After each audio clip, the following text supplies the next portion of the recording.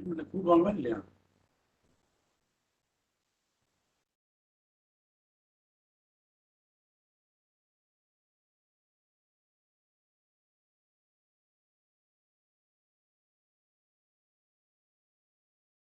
morning, everybody. I am from Indian Chamber of Commerce. Panelists are requested. Kindly check your audios and videos, please.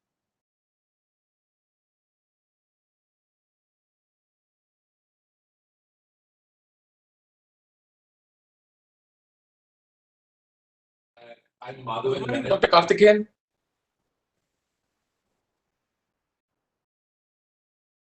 Good morning, sir. Can you hear me? Can you hear my voice? Yes, sir. I'm Ravi Kumar. I can hear you. You can put the video also. Sir, I can hear you, Ravi Kumar. Great. Dr. Ravi Kumar, welcome. Thank you. Mr. Madhavan Menon, welcome. Very good morning. Good morning, Mr. Shetty. Dr. Karthikeyan, can you hear my voice? I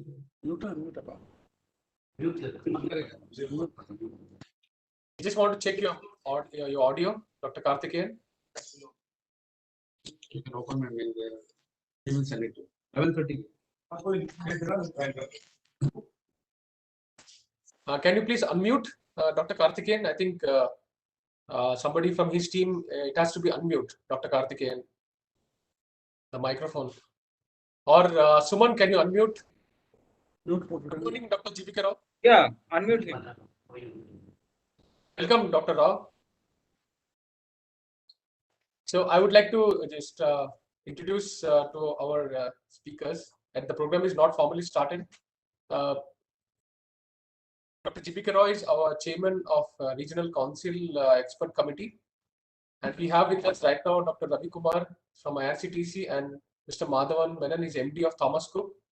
And Dr. Karthikeyan, he's a director, former director of CBI. He's currently is dedicated. He's retired. So after retired, to ecology. Mr. Karthikeyan is not able to hear. You are able to hear me, sir?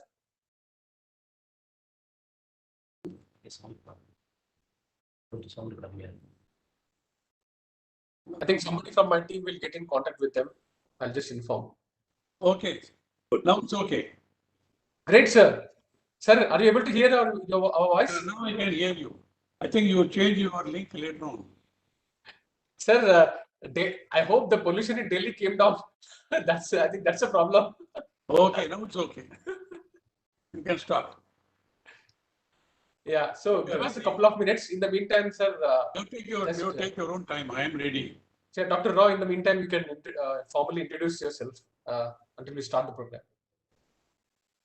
Shall Sir, program 1 or 2 minutes we are waiting to join Mr. Srinivas Uppala, Chairman TSTDC. We'll wait 2 minutes. Yeah, a couple of minutes. So in the meantime, you can interact with the guest speakers. Hello. Dr. Rao, how are you? Dr. Karthikeyan ji. I have something else, but on your command, I have to accept it. I'm glad. Mr. Lokaya, Ravi Kumar, and Madhavan, and all the people who are joining today. Srinivas Gupta ji, I don't know, he has not yet come, I think. Vishwanand and Kishan Reddy, Honorable Cabinet Minister, is supposed to join. I don't know what is the issue. And Mr. Mukherjee, Mr. Sanjay Kumar, The Minister for Tourism, no? Yeah, the two. Srimati Rupender Bara. She is supposed to be there, and I don't know whether she. And other is Ravi Kumar and Madhavan. So I'm glad today is today all the viruses, the pandemic, and also the climate change, global warming, pollution, everything is alarming. Very, very serious. This seriousness, the tourism can change the climate change, because today's present tourism means pubs and dances, and also something which is plastics, the food habits, everything is changed. Now the time has come, unless we change our food habits, like sattvic food, which Plant-based diet. Plant-based diet. Yeah, plant-based diet. Then only the plantation, the farmers will grow the plants, and then naturally protects. If you take Pepsi, Coke, or junk food, the chemical industries will come. The chemical industries, it starts polluting soil, water, air, everything. And the plastics are getting more and more into this. So our main focus today, changing our climate change required means we have to change the food habits. That is the future to save the Mother Earth. Only one Earth is there. So many in the universe, so many planets are there. No planet is able to sustain or having living beings because there is no plants. So the plants is the most important, like ecotourism, biotourism, health tourism. These tourisms are most important.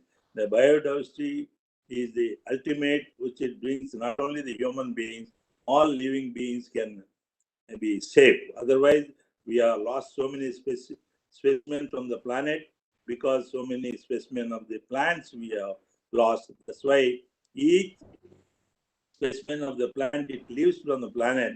10 specimen living beings also will vanish from the planet. That is our Vedas, our Upanishads, they talk about safeguarding our.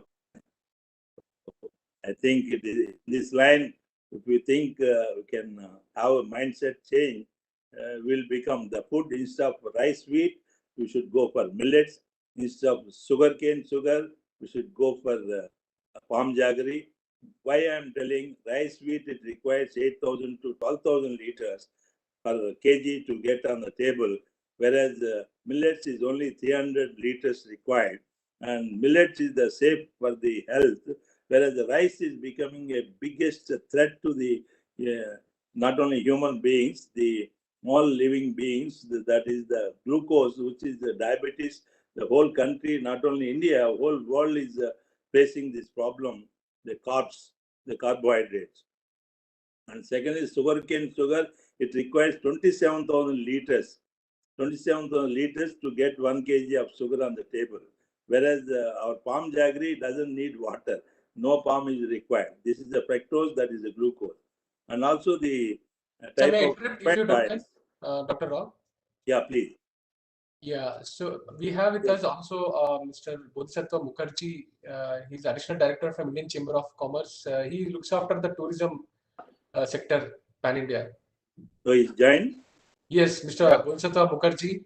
Good morning, Mr. Rao. Good morning, all the participants and all the panelists. Very good morning to all of you. So I think we can start. We are expecting another speaker to join shortly, but I think we could start on time. If you give permission, sir, we can start. Yeah, sure. Go ahead, Naveen. Yes. So I am Naveen Marchetti, Regional Head, Indian Chamber of Commerce. I would like to welcome you all. A very warm welcome and also a very good morning. And this program is Tourism and Hospitality Summit, and we are focusing on the theme ecotourism, health, and spiritual tourism as a new subject to explore this dimension in the current times. And today we have with us Mr. Dr. Karthikeyan is a former director, CBI, and Dr. GBK Rao, he is a chairman of Food Agro Committee, Southern Council, and he's also on the Tourism Expert Committee of the South. We also have Bodhisattva Mukherjee. He's an additional director from Indian Chamber of Commerce, looks after the tourism sector. And I also welcome Dr. Ravi Kumar from IRCTC. He's a general manager. And also Mr. Madhavan Menon, he is MD of Thomas Cook. Welcome. And all the speakers of the program and also the participants. I would like to start by giving an overview according to World Travel and Tourism Council, India is ranked among 185 10th, and it accounts for about 10% roughly of the employment, and about 7% of the GDP. However, in the recent times, the number has come down, and the projections show that we are expected to have about 500 billion US dollars by 2030, and that is nearly 10% of the economy. Looking at the vision, we need to look at an alternate mechanism, how to reach that target, because the conventional tourism industry, I think, is poised to change, having the developments over the last 2 years. And the government has certain measures. I think during the program, we will hear about Swadesh Darshan, which is focusing on domestic tourism. And we will hear more from one of our speakers from Ministry of Tourism in the plenary session. There are certain schemes also being presented by the Government of India to even the MSME sector and other areas for credit mechanism support. About our potential, I would not talk about much, but India is also a biodiversity hub and also an oldest civilization and a rich heritage. So we have about 37 World Heritage Sites approved, and we have 10 geographic zones in the country, 80 national parks, and about 441 sanctuaries. I think these are all are the something which has to be harnessed, especially in these times where we are going through, which is actually an advantage and also encouraging for well-being of the people and tourism and travel. And therefore, in this context, I would like to leave this program open and welcome all. And the next important guest, he is a very passionate environment speaker, and he has dedicated his life towards ecology and environment. Mr. Dr. Karthikeyan, he's also as an honorary member in the ICC committee. Dr. Karthikeyan, former director CBI, I welcome you, sir, to make your remarks.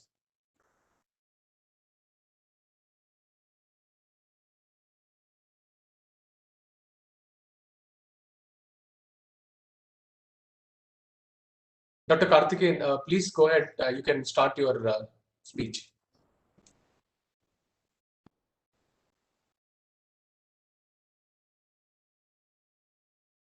Can you hear me? Yes, sir. Very much. Very clear. Very much. All right. Thank Go you. ahead. Okay, Dr. G.V.K. Rao, my good friend. I'm Mr. Srinivas Gupta, Mr. Bodhisattva Mukherjee, Mr. Naveen Madishetty, and friends. I don't know other names, not given here. Anyhow, let me first compliment both the Indian Chamber of Commerce and also the Ministry of Tourism for organizing this seminar. This is very, very important now.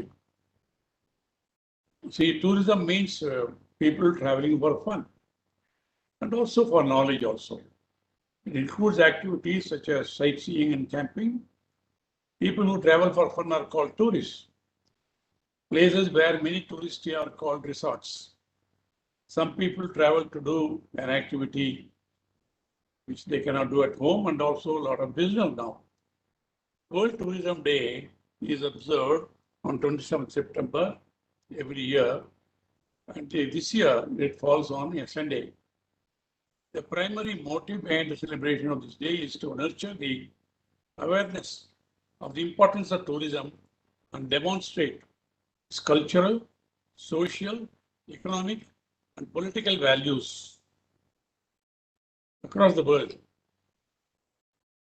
In fact, the credit for organizing this, modern tourism should go to Thomas Cook, the Australian, the founder of the Thomas Cook and Sons Worldwide Travel Agency.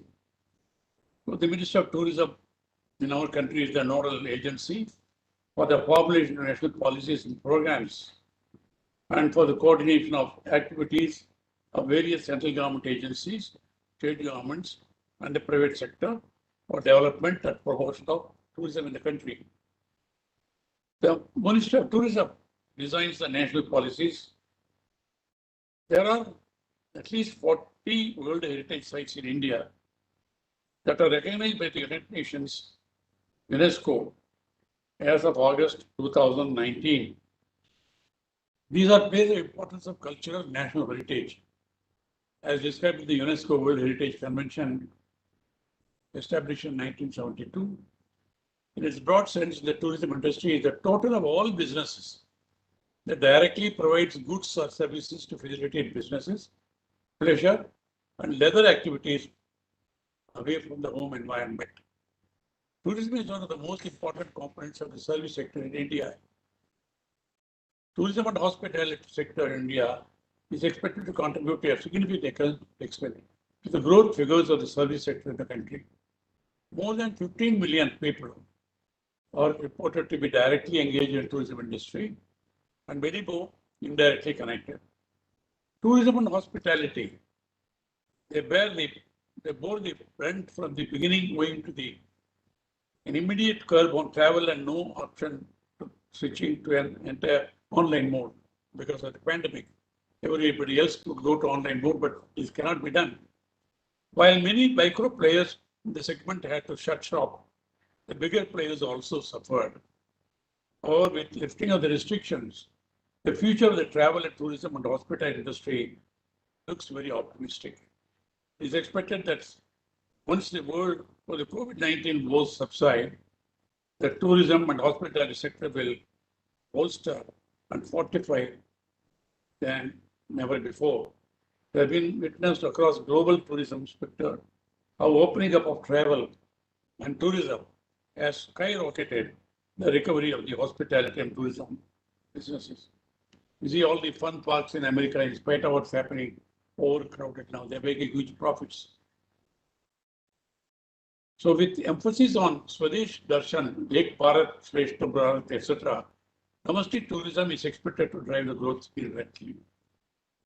Notably, the tourism industry is expected to grow by approximately 7%. That is 9 to 10% of the economy. Initiatives in sustainable tourism, adventure tourism, etc., are being undertaken by the government, supported by organizations like the ICC.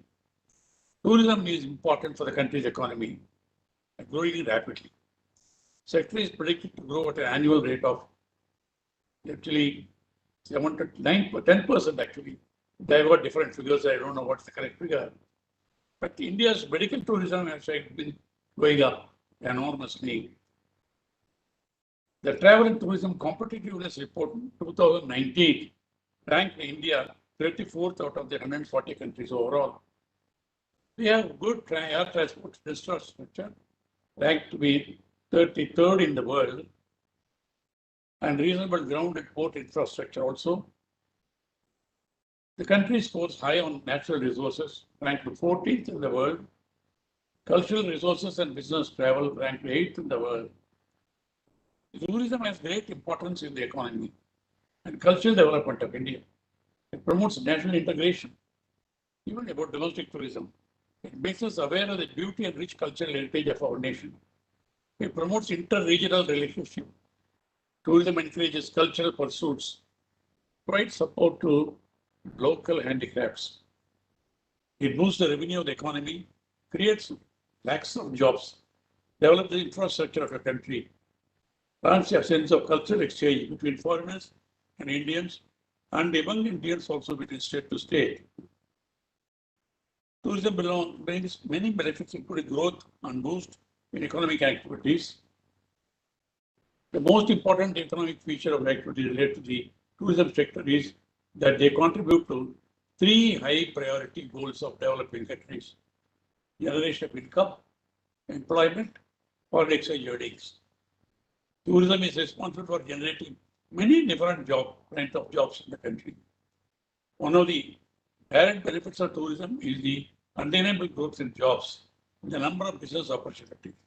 So there are many kinds of tourism: business tourism, adventure tourism, wildlife tourism, medical tourism, wellness tourism, heritage tourism, cultural tourism, ecotourism.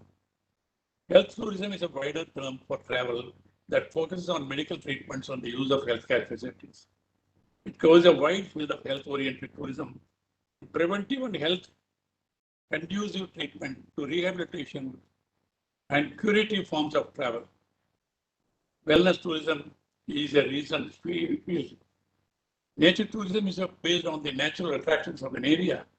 Examples include bird watching, photography, stargazing, camping, hiking, hunting, fishing, and visiting parks. Healing tourism is a recent product. Eudomedia tourism helps in transforming negative experiences to prevent mental health issues. Its demand and the consequent choice of destination keeps changing based on the customer segment and individual preferences. Those mountain tourism which takes place in a defined and limited geographical space, and we have got wonderful places like the Himalayas. Spiritual tourism is also a very important factor. We don't realize it. You see millions of people coming for yoga and various type of activities like Isha Yoga, Sri Yoga, Art of Living, and many other yoga facilities and spiritual lands. So people are coming now. Of course, they also visit spiritual places like mosques, churches, and temples, natural environments such as forests, oceans, lakes, wildlife parks for birds and animals, botanical gardens, caves, rocks, for spiritual reasons to fulfill the need for being grateful to the Creator, Almighty, and inner peace. Religious tourism implies traveling with the prime motive of experiencing religious activities or the products they induce, such as art, culture, traditions, architecture. Yoga tourism, we know very well, we've been going on, and that too recently, after becoming accepted by the whole world, after the International Day of Yoga, promoted by our Prime Minister. Meditation retreats now constitute a notable subsection of the tourism industry, particularly after the pandemic. There's so much of stress, tension. They say 50% of the population, even in the Western countries, suffer mental stress. And there is more and more demand for meditation teachers. After 9/11, there's a demand for yoga teachers. Now, after this pandemic, the demand for also for meditation teachers, because meditation, I have written an article, meditation not only replaces medication. Actually, meditation is miraculous. It gives all sorts of relief. That's why India is respected all over the world, not because of a huge population or IT industry, because India's gift of yoga and meditation, the world is recognizing more and more. The 5 important tourism sectors industries are transportation, accommodation, food and beverage, recreation, and entertainment. And we should add herbal tourism also. Thanks to Dr. E.B.K. Rao, he has created a wonderland. Pragati Sudama is amazing. The world has recognized it, but I think India should recognize it more and more. What a thing he has created. A barren land 25 years back, there's no water. This man has performed miracles there. Several lakhs of trees of all types of hundreds of herbal plants. The only place in India, to my knowledge, where you can go and sit outside in the evening during any part of the year is in Pragati itself. No mosquitoes, no reptiles, because this man has studied and found all herbal plants, reptile resistant, mosquito resistant plants. It is a wonderful place. I've been writing to people, local governments have recognized, but I think at the government of India level, particularly the tourism ministry, should include it as one of the spots to be visited by any tourist coming to India. It's worth it, because it's not something, theory. He has done it, he has proved it. And it's more such a things, I think. I think he has visited recently Uttarakhand, and I think the government is going to take advantage of his knowledge and all that. Beautiful. For example, Italy is the world's most beautiful country. I've been there a number of times, but I can tell you, I had been advantage of going around the country, India, many places. I was the CRPF, CBA, wonderful place, northeast, everywhere. Such great places are there, but we are not promoting them, not enough. Some efforts are being done by the tourism ministry of late, but much more needs to be done. What we have got here, you can't find many other parts of the world. So, main reason for India is famous for tourism is all types of tourist destinations in one place, in one country. Right place for wild safaris, desert safaris, nature-seeking places, honeymoon spot, adventure activities, spiritual places, historic places, herbs, gardens. So ways to promote tourism in India. I know you are doing a great job already. I would only say more of hygiene and amenities for kids and children. Very important.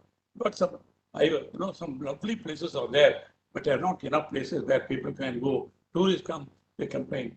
A lot of being done recently, but much more needs to be done. And we have to preserve historical monuments also. Encourage local traditional facilities so that people come. Medical tourism. As we have said, there are millions of people are coming. Even today, you find some other five-star hospitals also.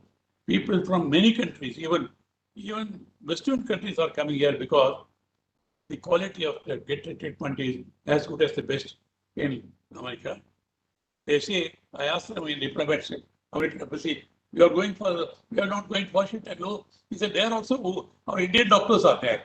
So here we are happy because the best attention, more attention here, and immediately we can get admitted and all that.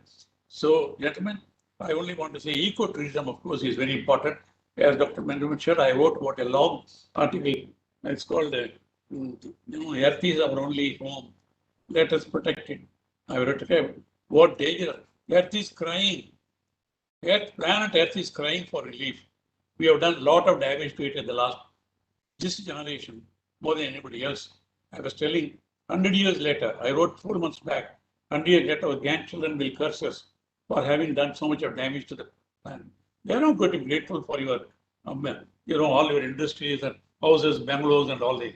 They say you people have spoiled the planet so much. We can't have clean air to breathe, clean water to drink and all that. But now, ladies and gentlemen, what I'm seeing in the last few days on the TV, I thought 100 years later, no, not 100 years, another 20, 30 years, I think, we are nearing the destruction. So calamity, ecotourism is very important. We have to preserve and promote village tourism. And, I can keep on going now. I will only say thank you very much.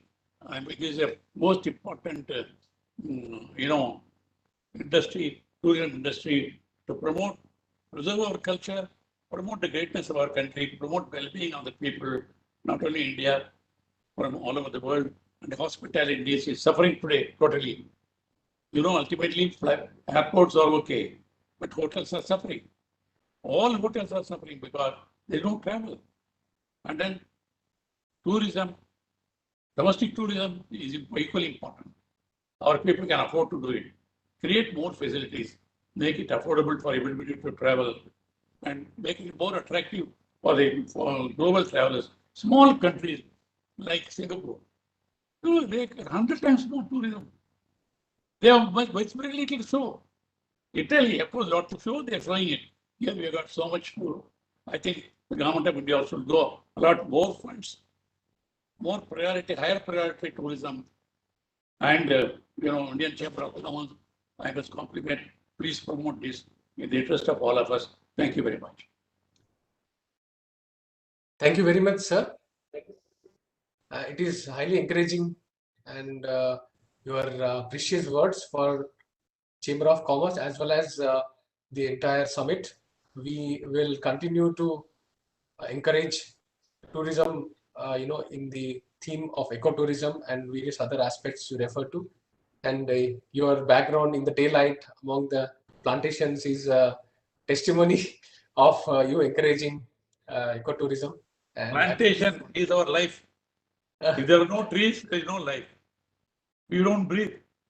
Our half the lung is hanging in the trees. We give out carbon dioxide. It is a tree which consumes it, gives us back oxygen.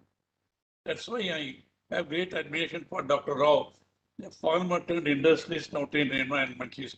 We need more such people. And please promote him. Promote Sudama, Pragati Sudama, a role model. Thank you. thank you, sir. Thank you. There is Dr. Karthikeyan, former director CBI. Now, with his words, we go to the next speaker. A very important speaker we have, Dr. GBK Rao. He is the founder Chairman Managing Director of Pragati Group, and he has transformed the barren land into virtually an eco heaven, and he would do the influential address of the summit. May I welcome Dr. G.B. Rao? Namaskar. Namaskar to everyone. So Naveen, thank you very much. The ICC taken such an important role, the tourism for the country, India, the future of tourism is all depends on our. These webinars can bring the instead of 6%, the total economy can change to the total the income. The number one income will become a tourism for India. Such important what Dr. Karthikeyan ji has given.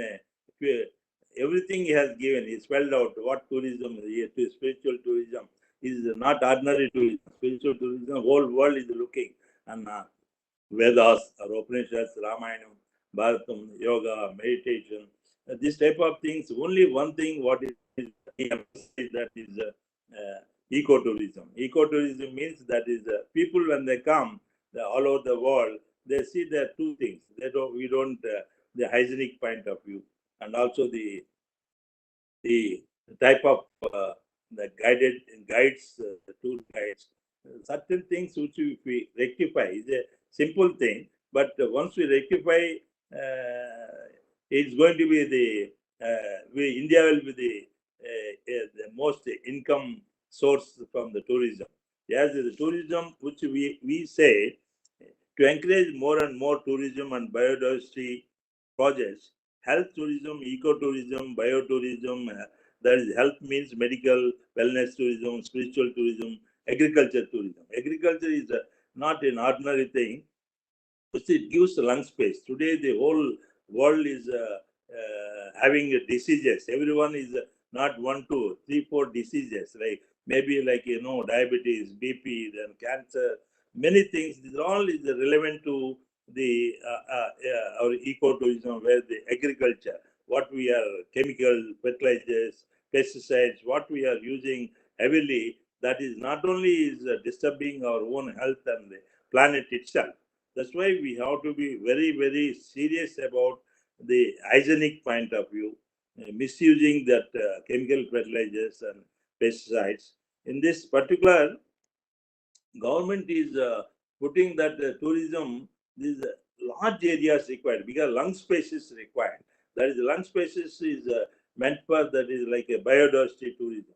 Which under biodiversity tourism, everything comes. So we emphasize that our whole focus from this webinar onward, how to make the hygienic, that is lung spaces, and no plastics, no chemicals, no pesticides.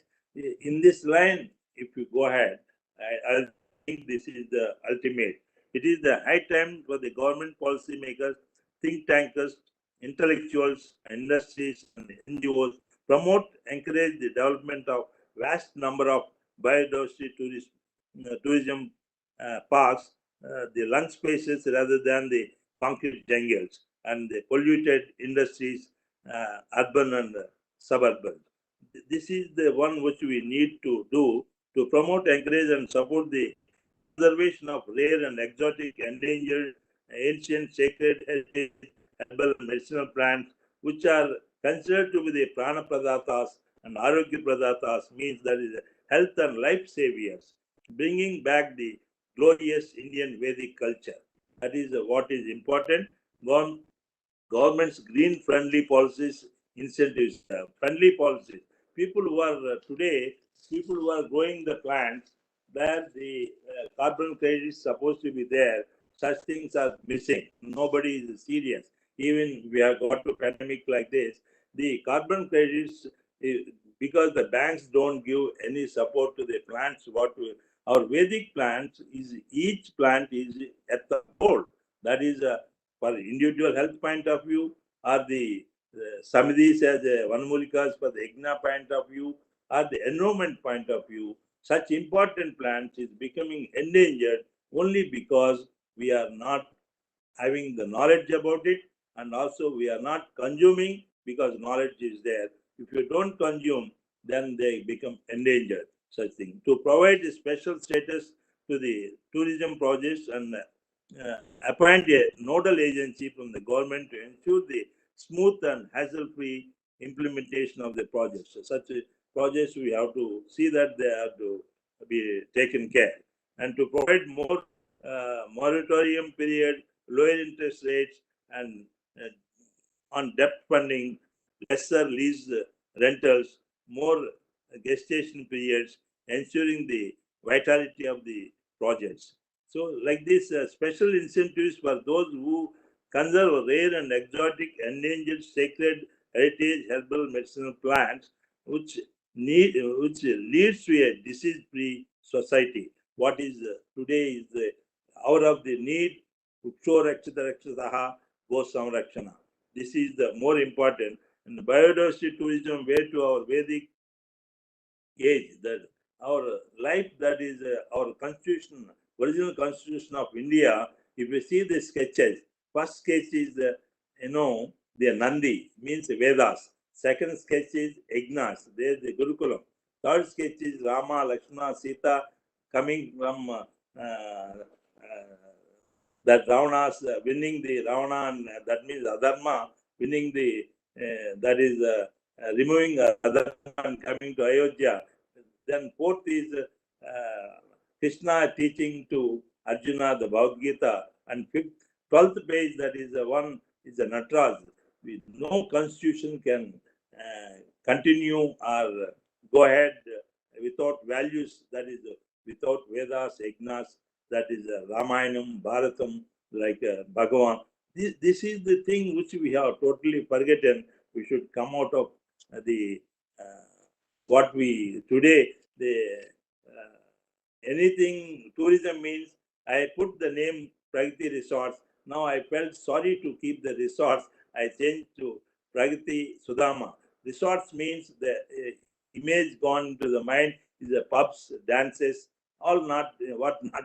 This trend has to change in our tourism unless we have lung space and hygienic and food habits instead of rice, wheat, millet, instead of sugarcane sugar, going for the palm jaggery, instead of refined oils like cold press oils, instead of coffee, tea, herbal decor. Unless we change our food consumption, they will not change. Otherwise, we'll be future generations going to curse us. In this topic, I don't want to take more than this 10 minutes, which is the time because the limitation of time. I request all of you to visit Pragati Sudama at Hyderabad, which is a 40 minutes drive from the airport or from the city, which we have 2,500 acres with more than 45 lakhs the trees of endangered, that is more than 800 varieties of herbal and medicinal trees, and trillions of shrubs, bushes, small, medium, particular this ground covers, trillions of plants are there. Every day we get, these are all mother plants, never had any chemical fertilizers. We have the Platinum Award, we have the award of World Book of Records, and about this, particularly we have serviced more than 18,000, almost 20,000 positive to negative with these herbs, with Ayurvedic products. These things are which Pragati is doing. You are most welcome. And, Dr. Rao, interrupt. We have some time, sir. You can go ahead. We still have some time. Yeah, you can go ahead. Yeah, continue. Yeah, that is it. Tourism immensely contributes to bring back our ancient Indian heritage and rich Vedic culturing by promoting the value-based, self-sustainable living practices to lead healthy, wealthy, and happy lives. So unless we are healthy, means that is not like midnight biryani, like the city never sleeps. These slogans are against our culture, because the culture means ours is healthy culture. Healthy culture, midnight biryani, if you take, what happens? The nights, if you continue the whole night, you wake up, what happens? These are all things which today the tourism means the type of. India has been for ages the guide and leader practicing, preaching the whole world the value-based education, environment, family system, spiritual, and also the music, arts, culture, biodiversity, unity, agriculture, and work culture, like prioritizing for a prosperous lifestyle. These are the things where we should promote the villages. The villages were carved out to the self-sustainable living units, which are considered to be the backbone of the nation. But today, unfortunately, the people, the crop holiday, they are going crop holiday. What is mean by crop holiday? They don't. The more they do, the more they are losing, because the agriculture input cost is becoming more and more than what outcome is less, because we are our tendency of the educated people, more educated, that what they are doing when coconut is on the farmer, when he brings 20 rupees, we ask 5 rupees. Whereas you go to the 5-star hotel, 7-star hotel, their Pepsi Coke, we buy at 500, 700 rupees. We give tip 100 rupees. The culture, farmers, what they are growing, we are not really serious about how to. Our all education is meant to see that bargaining at the farmer. The bargaining at the farmer today, they all even government today, the subsidies are giving so much. That is leading. That is what subsidies giving urea, the pesticides, the chemical fertilizers. These are the things which are dangerous, and which today we already found. United Nations 2012, they told wherever the agriculture is going, the arsenic, lead, mercury, what you are eating, nothing but poisonous. 89.8% on the planet, not only in India. Whereas the average pesticides used in India is 52.5 kg, whereas the Tamil Nadu is using 125 kg. Imagine the type of Punjab, Haryana, the whole, we don't know how we are misusing, abusing all this lifestyle, agriculture, and these are the things where it is high time to guide the present and the future generations on healthy lifestyle food habits, like, instead of rice, wheat, millet, instead of sugarcane sugar. Why I'm telling sugarcane sugar?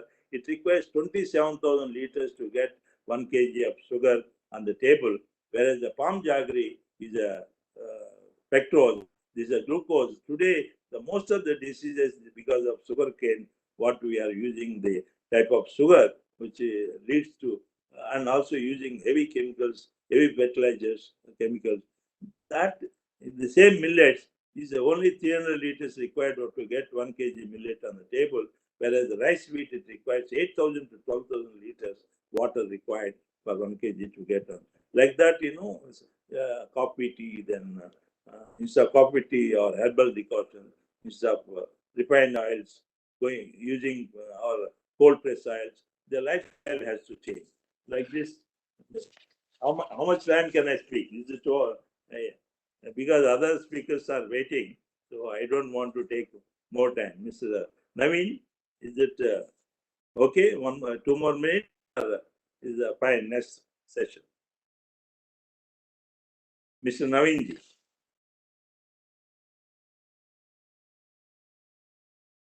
Mr. Naveen,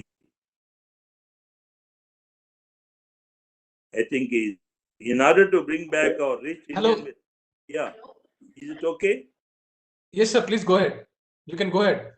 In order to bring back our rich Indian Vedic culture, which we practice for ages, we need to transform our present generation towards the healthy food habits, usage of sacred herbal, medicinal, aromatic plants, and the kashayams, that what I said, that the food habits has to change.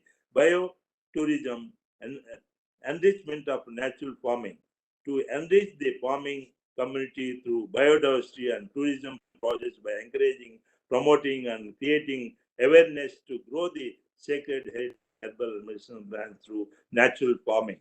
That is, the farmer had been the self-sufficient in ancient India, is now eagerly looking for a helping hand from others. This is the very, very dangerous situation. If the farmer hand should be always above, he should not beg. That stage which has come today by giving such a, policies, they're becoming not only beggar, they're becoming not able to even forgetting the agriculture. That stage we are bringing. If the farmer is gone, and nowhere, no country can survive. Farmer who give Amrit Ahar is now compelled to cultivate the land with the unwanted pesticides and fertilizers and distributing poisonous food and using heavy plastic. This trend needs to be reversed at the earliest, which will be possible only by creating awareness among the farming community through biodiversity projects on the importance and need of cultivating herbal medicinal, that is the plantation by way of natural. The government shall extend its all support to the farmers towards their enriched through the organic farming by cultivating the value additional oriented herbal medicinal plant. This will surely enrich them and arrest their suicides. Through biodiversity and tourism projects to reinvent the gloriousness of the farming community, ensure that they start the era of distributing Amrit Ahar to the society. Promotion and encouragement of tourism and biodiversity projects in larger extents of the land parcels. The basic and the key infra equipment requirement for any biodiversity project is the need of the hour. Today, lung space is more important. Every town and city, we are seeing that just whatever the layouts are coming, is becoming concrete jungle. We are not looking that type of the lung spaces. Tourism projects will bring in the needed awareness among the farming community to cultivate ancient heritage herbal medicine plants, which leads to the enrichment, besides harvesting healthy food, ultimately towards healthy, wealthy, and joyful society. As a result, the government huge budgetary allocations on health, subsidies, pollution will gradually become zero. This is more important because we are spending our all tax money to something which is not necessary unless we take care of that. If we take farmer properly, we don't need to spend this unnecessary money. More land, more the plantation, more the plantation, more the animals, more the animals, more the insects, more the insects, more the birds, more the birds, more the plantation is healthy cycle of the happy peace, which is free from pollution, hunger, and flourish to be a self-sustainable living space through ecological balance. Nothing on the planet Earth is neither valuable nor precious than a plant. That is why we said that Prakriti Mata ko Nirajana. Prakriti Mata ko Nirajana. Om Shanti.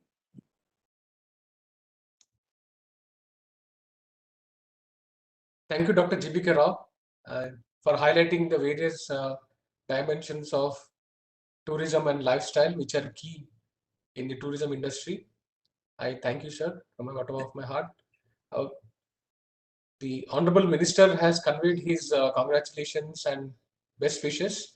He's traveling right now in a flight, and his OSD has conveyed the message to the best of luck, and has conveyed all his support for encouraging all the programs related to this particular theme. And also we are awaiting another speaker. He's the inaugural speaker, Mr. Srinivas Gupta. He's the chairman of Telangana State Tourism Development Corporation. He will join in few minutes or so. Maybe we have to wait for 10 minutes. I think in the meantime, I would like to convey that we will continue this technical sessions. So he may join later. I request now our senior colleague, Mr. Bodhisattva Mukherjee, to convey vote of thanks so that we can start with the technical sessions. Thank you, Naveen. I would like to start by welcoming and conveying that whatever we've heard so far was really, really encouraging. Mr. GVK Rao, Chairman and MD Pragati Group, and also a member of the expert committee of ICC, Dr. Karthikeyan, former director CBI, the other participants, panelists, ladies and gentlemen. Good afternoon. It is my privilege and honor to propose the formal vote of thanks on behalf of the Indian Chamber of Commerce at the end of this engaging and enriching first session. We are extremely thankful to Shri uh, G. Kishan Reddy, Honorable Minister of Tourism, Government of India, for his support and his message conveying best wishes for this forum, even though he could not be personally present because of certain preoccupations. I would also like to wholeheartedly thank the Telangana State Tourism Development Corporation, Mr. Srinivas Uppala, the chairman of the corporation, for his support, and I'm sure he will be joining the panel little later in the technical session. My heartfelt thanks goes out to Dr. Karthikeyan, former director CBI, and Mr. GBK Rao, Chairman and MD of the Pragati Group, also a part of the ICC Expert Committee for the Southern Region, for their valuable inputs. My heartfelt thanks goes to all the delegates for taking out their precious time to participate in this program and giving us a patient hearing. I think the session has successfully captured the current scenario, address the issues and challenges with respect to the Indian tourism and hospitality sector, and come up with takeaways which will have a quick recovery for the same. India's diverse heritage, culture, history, religious beliefs, and landscapes makes for a great potential in the tourism sector. Additionally, young, educated, English-speaking labor pool in the country also is a great advantage for the sector. Government of India's strong focus on infrastructure building, capacity building, bilateral relations strengthening efforts have also made way for the fortification of this particular sector. However, the pandemic has significantly weighed upon the sector with restrictions on travel and lockdown imposed with every wave of the pandemic. This particular sector, I have no doubt, is one of the worst hit sectors, but I think efforts both from the government as well as the private sector are there to bring back the tourism in the country on the right track. The Ministry of Tourism, Government of India, has undertaken a number of steps to boost the sector in these difficult times, and we are extremely proud of such initiatives. However, beyond the government support, we need to have the future needs, not just to promote the sector, but also to uplift the micro players, especially. Toward this end, influencers support that has been discussed in the session is expected to be of great significance. Let me just tell you that while the international borders are still closed for a tourist, I think sincere efforts are being taken up by the government and the various state tourism departments to encourage more and more of homestay tourism, to encourage more and more of drive-in tourism, which are like short haul destinations, people who can take out their car and reach these places. And efforts are being made by various state tourism departments to ensure the right COVID protocols being maintained in these areas, in these locations. And this probably has helped the Indian tourists to explore their own neighborhood, their own country, and especially their own neighborhood to a far greater extent than what was being done so far. So I think that's the flip side of the pandemic and the tourism that has happened. So it has given rise and to a lot of footfalls in the neighborhood and has also helped to understand that there are huge potentials of tourism in each of our neighborhood in the entire country, and that needs to be explored not only by foreign tourists but also by the domestic tourists from short haul destinations. I think that is one good news for the tourism industry. So with these words, I would once again like to thank you all for making the start of this program really wonderful, engaging, and I am sure that this particular summit will have great discussions and engaging exchange of ideas during the technical session. And I know for sure that Ms. Rupinder Singh Brar, who is due to be a panelist in the next session, uh, from the Ministry of Tourism, is a lady with vast experience, and all the other speakers will definitely throw a lot of light on the way forward for tourism in India. Thank you so much. Over to you, Nabi. Thank you, Mr. Bulsetta Mukherjee, and thank you for all your support on behalf of Indian Chamber of Commerce and for your encouraging words and also for your time. We would like to also explore not just tourism alone, but the travel and airline industry, which is the backbone of the tourism sector. And it is very important to understand in terms of infrastructure and facility arrangements. These are the main core tools for tourism sector, which is proven in elsewhere in major countries which have depending on the tourism as a major economy. And I think we would like to hear from them. So this technical session, we have branding and marketing plan, which is very important for a country like India. I would like to move on to the next session, and I welcome now Mr. Sanjay Kumar. Mr. Sanjay Kumar, are you there? So can you please on your mic? Good morning. Mr. Sanjay Kumar is the Chief Strategy and Revenue Officer of the Indigo Airlines. Welcome, Mr. Sanjay Kumar. Thank you. Now over to you. I would now ask, please deliver your. I would like to be excused, Naveen. Sorry for bothering you. I would love to be excused because I have another meeting to take on. So if you could kindly take this session forward. Thank you so much. Sure. And thank you everyone for your kind presence and participation. Thank you.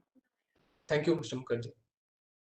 Sorry to interrupt, Mr. Sanjay Kumar. Please go ahead. Thank you, Mr. Naveen, and good morning to everyone, both on the panel side as well as the audience side. I have put in some slides which will kind of give an indication to the audience as to how we have been looking at the business and business of the airline operations, and also ensuring that how we can quickly get back to the original passenger numbers, which will be covered from different level of segments and the market. So let me just share my slides. So that will take a couple of seconds, please. Yeah. Mr. Sanjay Kumar, do you all have slides? Yeah, I'm just presenting the slide, please. Okay, so I request my technical team to kindly share the screen. Yeah, so this is I just shared the slide.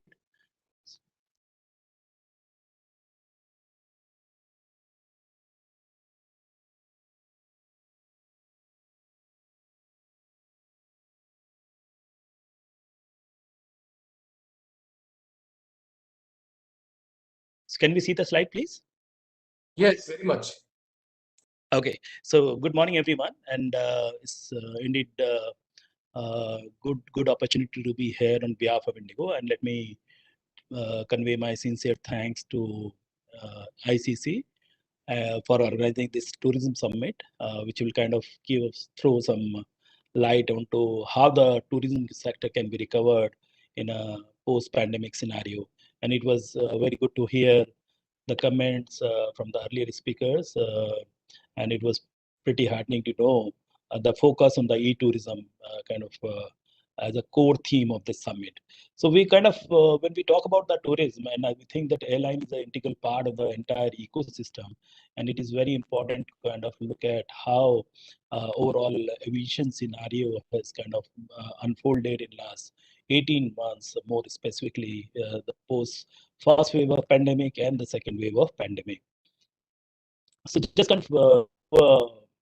overview. When we had October to December scenario, we have indexed this domestic passenger numbers based on the DGCA traffic data.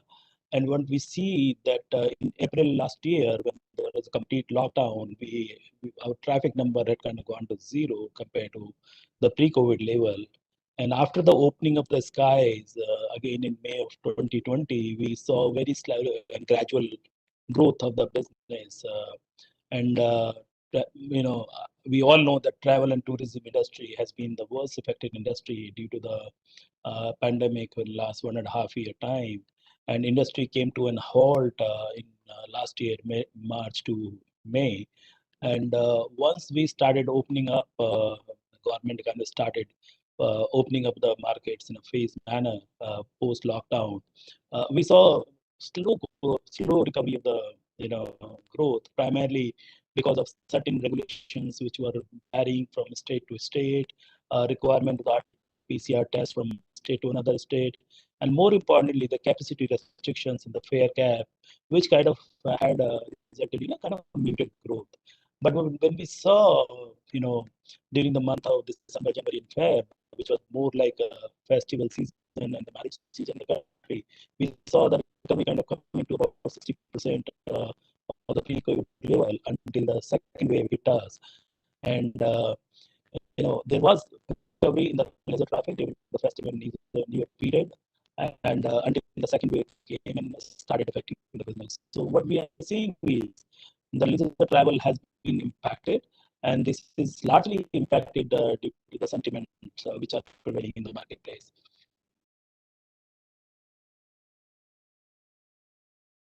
Yeah.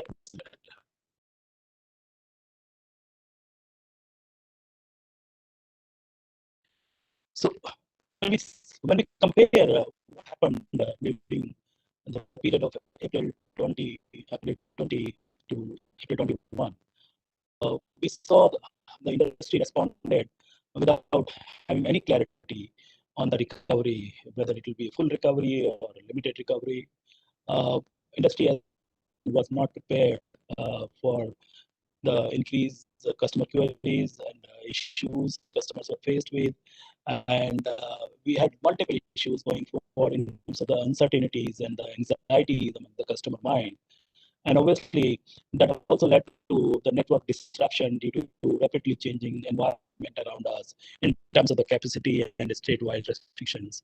And we at Indigo responded, creating a customer service during the pandemic or post-pandemic, call it, streamlining our operations with extra layers of safety, hygiene, and cleanliness, and became a new marketing campaign for a lean, clean flying machine, which was more of a reflection of the fact that we are putting a lot more focus on the safety, hygiene, and cleanliness on the entire customer touch points, so that customers feel more trust and have confidence in the airline business.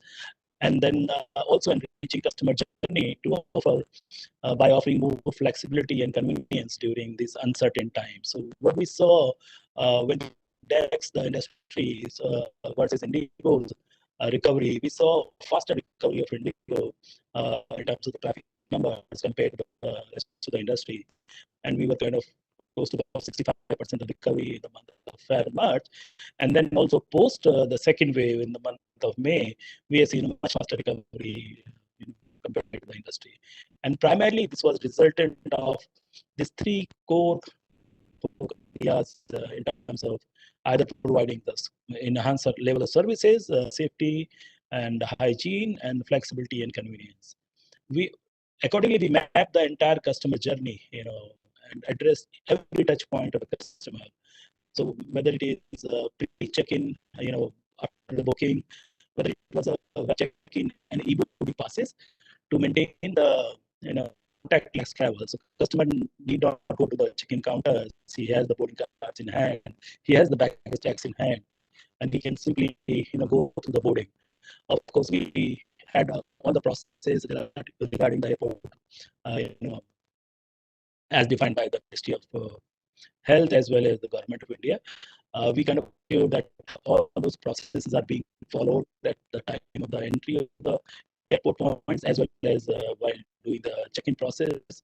We disinfected the entire touch point where the customers were kind of likely to reach. We disinfected all our ground support equipment and buses and traffic coaches plus boarding ramps. We also provided as per the requirement of the business PPE kit to the customers, all the customers, whether they had their own their PPE kit or not, but we were providing that. And we created a protective layer, protective kits for all flyers while flying with Indigo. Of course, standard operating procedures required us to kind of disinfect, sanitize, and fumigate aircraft after every turn. And this ensured customer trust was coming back to us while flying with Indigo. We also kind of initiated pre-ordering surveys to minimize the contact while being on the plane, either with the crew or with the customers directly. This all resulted in clean flying machine kind of campaign for us, and we saw great value coming out of it as more and more customers started to fly Indigo. What post-COVID, what we also saw was a certain change behavior in the customer segment. So what we saw was among the metros, traffic movement was metros during the lockdown. So a lot of people wanted to move out of the metros to the non-metros, secondary to say the tier 3 cities. Corporate travel was still low.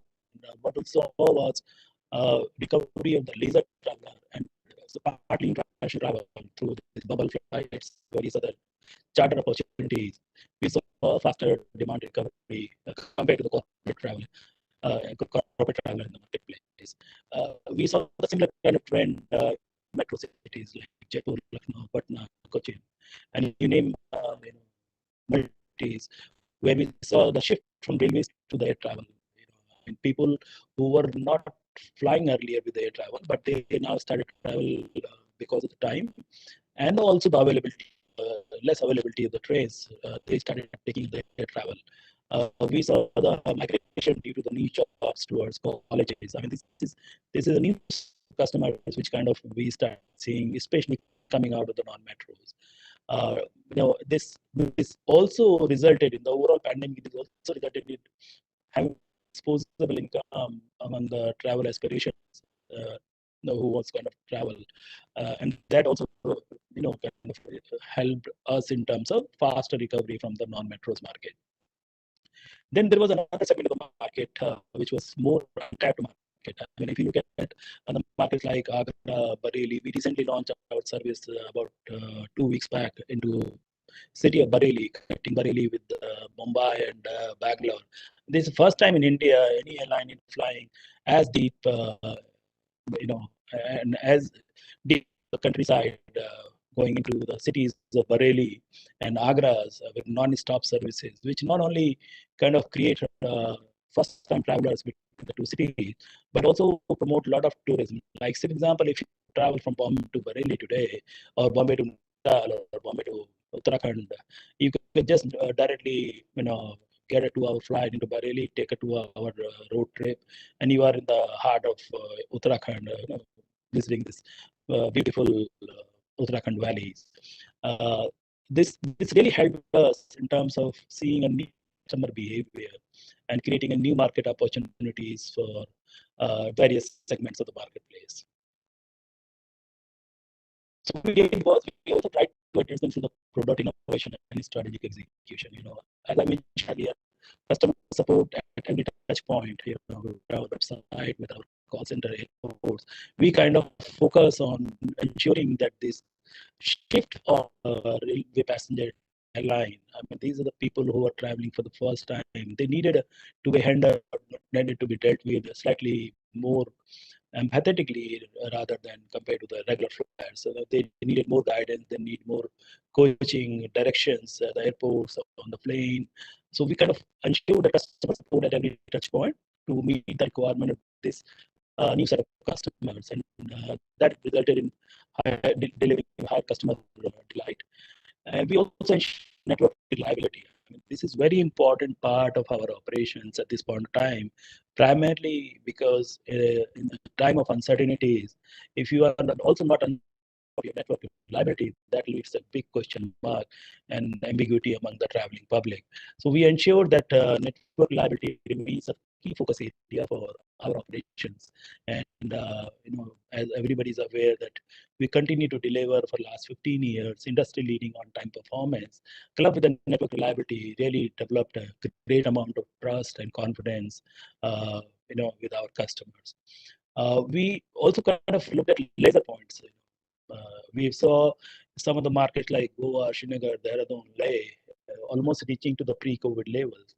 But what was more important for us as an airline was to kind of offer flexibility to customer, because their travel plans may still be kind of subjected to a lot more uncertainties around us. So what we thought was, the flexibility is what customer needs while planning for the travel. So we created product and offerings in order to meet this flexibility objective of the customer. That also built up the confidence in the public. You know, we have seen the domestic leisure travel are still in demand. Till the international travel. We have seen great demand in markets like Goa, Srinagar, Jaipur, Udaipur. Post-pandemic, post lockdown, first wave as well as second wave. So we are seeing domestic travel is coming back in gradually. People are opting for vacations. They kind of work from hotels because work from home and environment is over. People are going and resting themselves in hotels, parking themselves in hotel for a week or 10 days, and operating from those, working as well as finding time for the family. So this is a new set of travelers, a new set of customers, which is kind of going around and helping growth of the business again. We also seen the similar kind of change in the online purchases, more than the offline purchases. So a lot of focus shifted from offline purchases to online purchases. And we kind of developed similar kind of product on our various channels. RT is our chatbot, which kind of can create a booking and cancellation and do all other airport processes through the WhatsApp and a faster registration. We have looked at all the possibilities which are required to meet the changing need of the customer, and that's how we've been able to kind of address our business. While a lot of people are talking about the third wave, so we're not very sure as to how the future will look like, a third wave or fourth wave.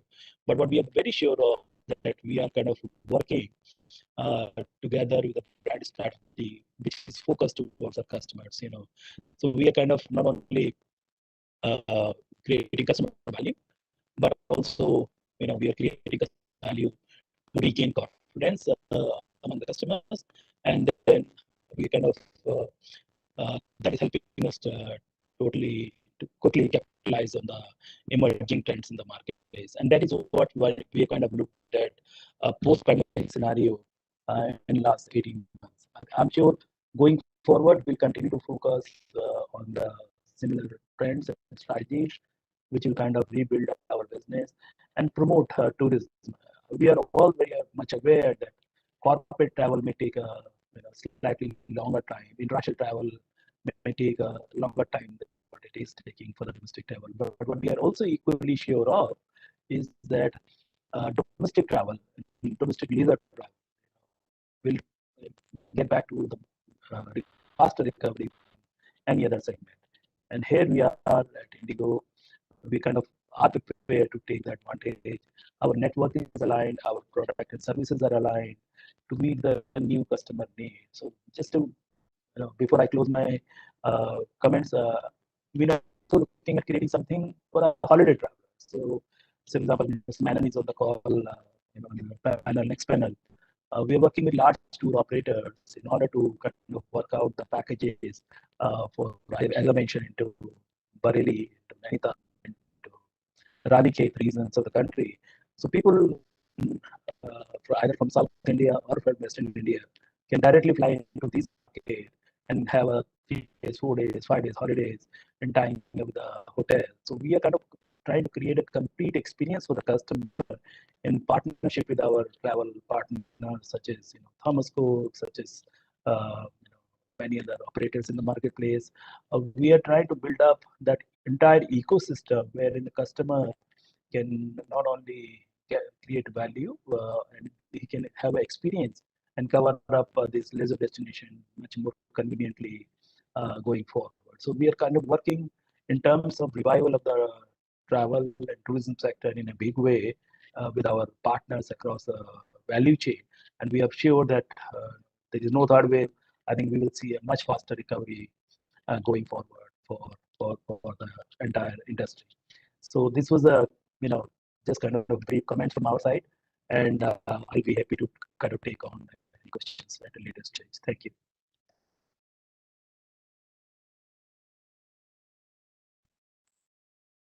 Thank you, Mr. Sanjay Kumar. Yeah. For that presentation on, I think you give the overview of the airline industry, and you have highlighted the safety, hygiene, and health aspects, how you're dealing with, and also the product innovation and execution. I think that are very critical. And I think, thank you for that overview and information, and for having accepted the invitation. I would like to now request. Thank you. I would like to request next speaker, Mr. Ravi Kumar, Dr. Ravi Kumar, General Manager Tourism, IRCTC, to how IRCTC is actually busy throughout the pandemic, and I think okay. Hello. Yeah. So, Mr. Sunil, are you there?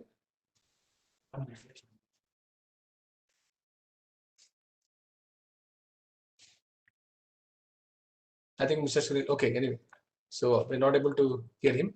Anyway, so Dr. Ravi Kumar, I request you to kindly go ahead and talk about how you have handled the entire scale, of the IRCTC during the COVID, and now please go ahead. Thank you, Naveen. Hope I'm audible. Very much, very much. Naveen, home? Yes. I'd like your team to just share the presentation which I had sent it to them. Yes. May I request our team to share the presentation of IRCTC? Thank you. So good afternoon to all, and I thank ICC for giving me an opportunity to IRCTC to present its way forward in the current scenario. Apart from that, I also thank the other panelists. Thank you, sir. To start with, sir, I will just run through a small presentation of 7-8 slides connected to IRCTC, because I'm representing IRCTC. I thought I should make know what IRCTC does on the tourism sector as a company and also on the tourism side. Please, next slide. IRCTC as a company is a Mini Ratna public sector company under the Ministry of Railways. It has completed 21 years during September 2020. We are into the 22nd year. And it was formed on the World Tourism Day, September 27th. So our birthday is September 27. September 27, 1999, we started off. And we were formed basically for upgrading and modernizing the catering services at stations and to promote international domestic tourism.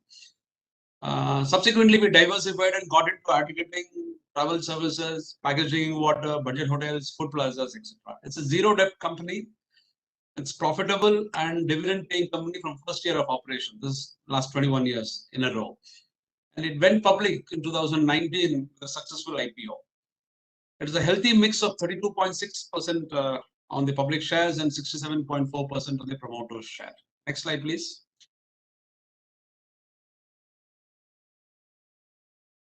So these are some of the key milestones which I don't want to go beyond thing. It is actually in the next 500 listed fortune companies in India, Indian companies. Okay, this is what I would say. We've been continuously doing reasonably well in the market. Next slide, please.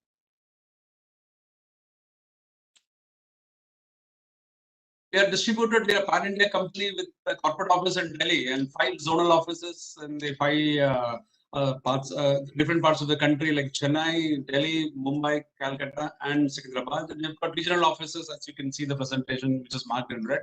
And we've got area offices and also the station offices in the railway stations. It's spread across the length and breadth of the country. Next slide, please. The financial performance, yes, you can see the graph over the years from 15-16 have picked and up to 19-20 pre-COVID. We were doing 22,75 turnover. March, COVID had come into picture, and during March 2020, we dipped down, and still we managed to do around 868 crores in 2021 with a profit of 189 crores. And if you see the first quarter of this year, 2021-22 has also been encouraging. We have already recently published our results for the first quarter. We are picking up, and I would also say that only one quarter in this 21 years during this pandemic, which we had a minus balance sheet. Otherwise, we have been in the positive side right through the 21 years. Next slide, please. The employee strength. I'm just talking about the regular employees in the roles of IRCTC. We are 1,417. You can see the distribution, and we have a young brigade. Maximum are in the age group of 31 to 40. The average age profile is around 38, as you could see, and female employees are around 8.25% in the total strength. So we are a young and growing company. And apart from this, we have got others who activities are outsourced, contract employees are there, etc. This is a regular employee position. Next slide, please. So now coming into the subject of travel and tourism, I'm going to focus only on the travel and tourism. We have got these categorized products in travel and tourism. For inbound, we have got the luxurious train, I think luxury train Maharaja, Golden Express chariot, which was recently taken over from Karnataka Tourism for operations marketing during 2019, just before the pandemic. Then the Buddhist special for the inbound tourists who want to see the Buddhist circuits in India. Specifically, we have got a circuit, the hardcore Buddhist sites. Then we have got an AC train, which is a mid-segment train with only the first AC and second AC. And now recently we have named the train as Deko Apna Desh Express, in line with the MOT's slogan of to promote domestic tourism. Next is the mass tourism, which is the most USP of IRCTC, which is the Bharatdeshan tourist trains. State special, we are working on behalf of the various state governments to promote tourism for taking people from the particular state to a different state. It is a one destination, two destination programs, mass movement of 1,200 odd tourists at one point of time. Next is the pilgrim circuits we do, popular circuits. You can see Ramayana Yatra, Jyotirlinga Yatra, Ram Setu, Panchtar, Chardham, etc. Then we do the election special, which is the movement of security during the elections. It was single window services, and charter train, charter coaches, where our partners, the tour operators, travel agents book these and conduct tours. We facilitate them. Then the domestic tourism, our focus is on the rail tour. That is again a USP with having seats in various trains to cover tourism products. We do LTC, we do educational tours, air ticketing, air packages. Recently, we have launched the bus booking on the portal online. We are also doing hotel bookings. We are also having the retiring room bookings, which is spread across around 270 stations in the network. Then we are also doing a saloon car tours, which is recently added for the tourism purposes. We are upgrading it. Then the outbound portion of it is air packages and the cruise tours. And the other support business verticals like Forex, Visa, travel insurance, events, we do cargo. We also do B2B ticketing for the ministries and PSUs and corporates. Next slide, please. A small brief on thing. This is the Maharaja Express, which most of you know. It's one of the top 5-6 luxury trains in the world, priced at around $900 per night. And the Golden Chariot, pricing it at $600 a night, which is covering the southern states, 4 southern states. Then the Buddhist circuit, which is covering the 7 night, 8 days on the peak, the most popular Buddhist sites in the country. Next slide, please. This is the mass tourism products. This is the Bharat Darshan. This is priced at 900 rupees per day per passenger.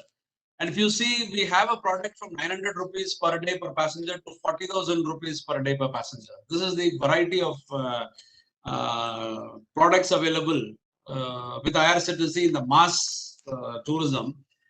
We cater to all segments of clientele with the support of airlines for the air packages. Indigo has done a lot of support for us in that way. Apart from the other airlines, Air India, SpiceJet, and many more, Arisha, etc. And we have got, as I explained to you, state this, others is a pilgrimage special. We do theme tours like Swadesh Darshan, which my earlier panelists had spoken. It's very popular. I can list out the thing sometime. Next slide, please.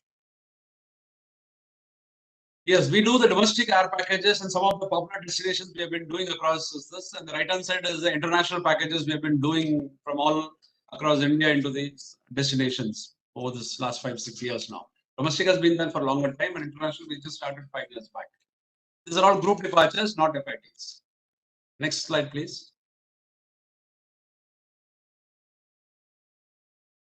This is the corporate travel services, which we have online train ticket. Everyone knows. We are also doing online app. We are doing online bus, online hotel, retiring rooms, and we conduct events for most of the ministries. We do travel insurance. We also have tied up for Forex. We are also doing visa facilitation for the tour packages and also for standalone requests. These are some of the profile letters. We have got, we are also an OTA, having this spread of products in our tourism portal. I've just displayed the tourism portal's site here. Next slide, please. So this is just sample. We have got some budget hotels operating by IRCTC in Delhi, Yatranivas, Puri. We have got in Ranchi. And some of the renovated. We have taken over most of the retiring rooms in the railway stations and upgraded into equivalent to a 2-star or 3-star facilities. Priced it in the range of 1,500 to 2,000 rupees per night. And these are some of these stations, railway stations, which is displayed in the photograph. We have done more than 60 stations. We have renovated the retiring rooms, and it is all thing. During pandemic, a few were closed. Again, we have opened up all this with the tie-up with the railways. Next slide, please. Yes, these are some of the executive lounges and in some of the stations where a waiting time of 3 hours, 4 hours before you board a train, you can walk in, step in, and have your refreshments there, stay for some time. It's a nice atmosphere. You need to pay very nominal fees for that. It is all online. You can do a booking with your PNR. Once you book a train ticket, you've got the facility to avail this thing on a nominal amount. And some of the food plazas, which most of you know, more than 200 plus food plazas are there across various railway stations in India. Just a sample. Next slide, please. Yes. Now coming to the technical session point, I thought I should give you a small brief about IRCTC's activities. That's why I had given introduction slides. Yes, as my earlier speakers had already mentioned, tourism continues to be one of the sectors hardest hit by the coronavirus pandemic, and the outlook remains highly uncertain. Still, we don't know because of the third wave, imminent third wave. Yes, no, may not be, etc. COVID-19 is the biggest challenge for the global tourism sector, which is faced till now. Everyone will agree with me on that. Typically, the tourism sector is among the first to be affected and the last to recover during a health crisis. This we have seen in the past, and we need to understand the pandemic. Then only we can survive and come out of this pandemic. So this is what I think the way forward. Which this is our opinion. Developing measures to build a more resilient tourism economy post-COVID. Promote the digital transition and move to a greener tourism system and rethinking tourism for the future. Yeah, this is very crucial at this particular point of time. Then forecasts for tourism flows to be reviewed on a monthly basis. Periodical reviews being done. We feel that during the pandemic, more frequent thing can be done out and with the latest safety recommendations, epidemiological situations, etc. And updates should be given. E-visitor portal is there, so I think should be done periodically for the awareness, creating the awareness. The twin challenges in this situation to survive the stage that we are save businesses, save jobs. This is very, very crucial for us at this point of time. Next slide, please. On the demand side, yes, most of the panelists before me had told domestic tourism. Yes, I do agree on that. I'm fully supportive to that concept. On the demand side, India has a robust domestic market which would soften the impact as compared with nations that rely largely on international tourists. We have so much of potential in domestic market. So we have to get into the domestic market for the time being.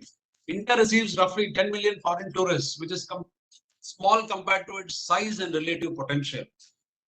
At least 20 million Indian tourists travel abroad each year and spend estimated $20 billion.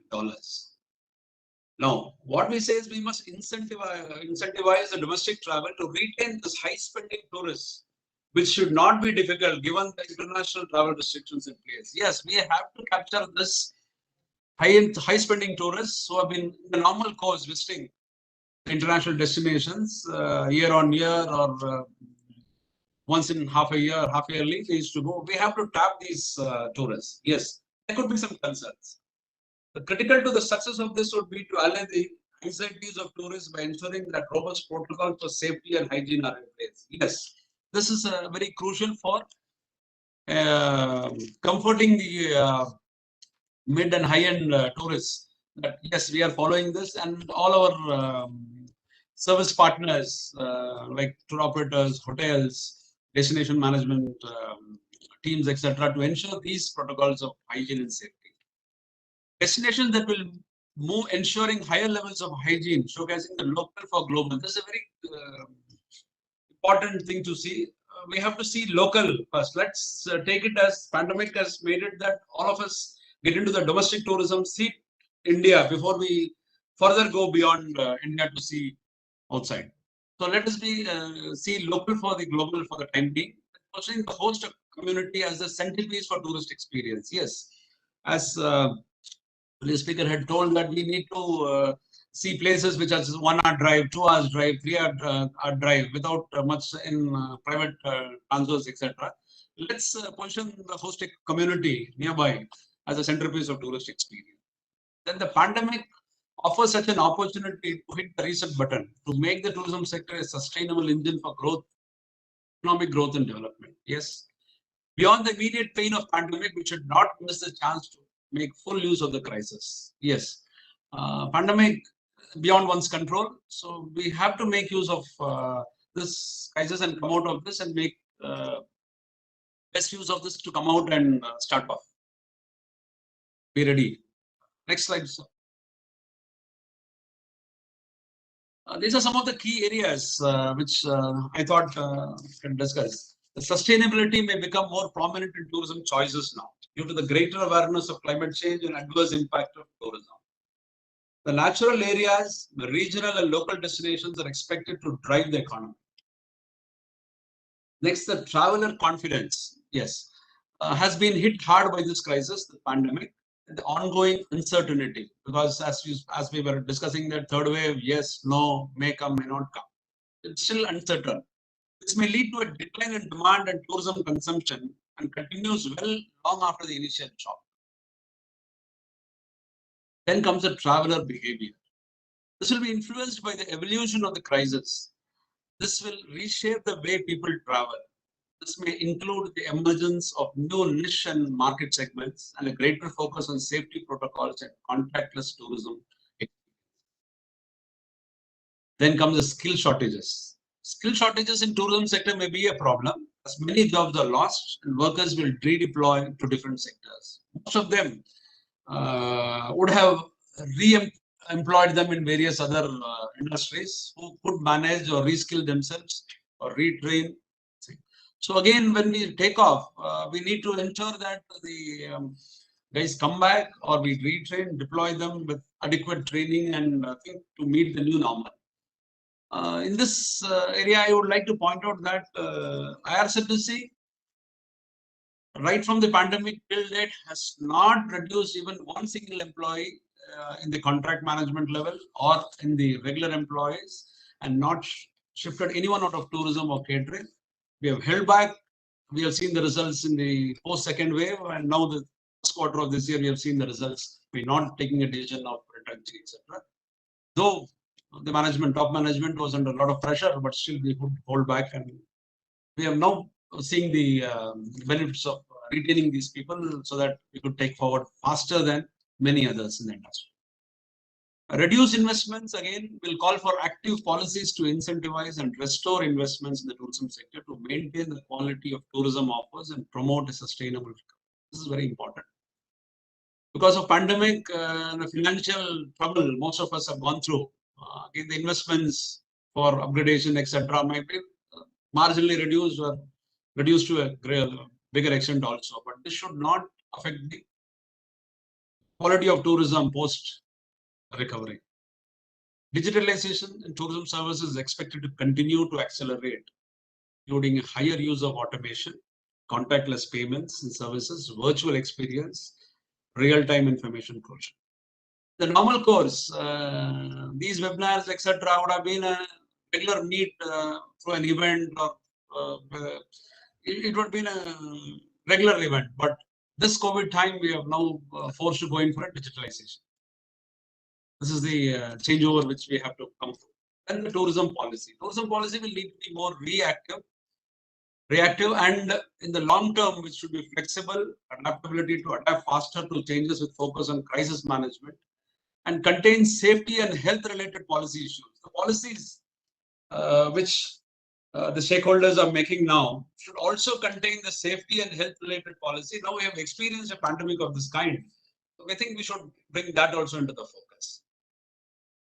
And to add to the presentation, this is the last slide, and just next slide, please. I would like to just add a few points which was missed out. As part of the support to the Swadesh Darshan, IRCTC has been operating Ramayana Yatra, Chardham Yatra, Jyotirlinga Yatra, Devi Circuit, Krishna Circuit, Coastal Circuit, Northeast Tourism beyond Guwahati. We have been thinking up to Guwahati. Our 7 sister states are there, which IRCTC has launching packages beyond Guwahati by rail. 5 states have got reasonably good connectivity by rail, and 2 more are getting connected. Manipur has just recently got connected. We will get connected, and we will start aggressively promoting the Northeast, which is the government's wish, and the tourists also. It has to be explored. I don't want to spoil the environment. I don't want to see that, but we have to explore it and show that there is lots to see in beyond Northeast. Then the Ministry of Tourism's new slogan of Dekho Apna Desh concept, we have already implemented, and we have named a train, this AC train which is displayed in your screen. We call this train as Dekho Apna Desh train during the off season between April to September, and beyond October we call it Buddhist train, which operates on the Buddhist circuit for the inbound tourists. This is one of our and the MOT's initiatives of Nidhi portal, where Swati badges are being issued for the service providers, the hoteliers who are following the COVID protocols, etc. That's a very good initiative by MOT.